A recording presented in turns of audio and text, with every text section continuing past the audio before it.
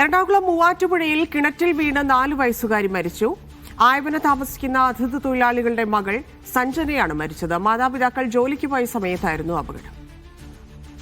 Lydia Jacob ചേർന്നു. Lydia, എങ്ങനെയാണ് അപകടം?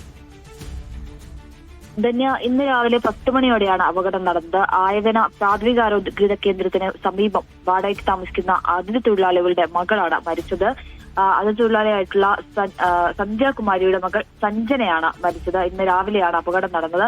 മാതാപിതാക്കൾ ജോലിക്ക് പോയ സമയത്ത് കുട്ടി കാൽ തെറ്റി കിണറ്റിനുള്ളിലേക്ക് വീഴുകയായിരുന്നു.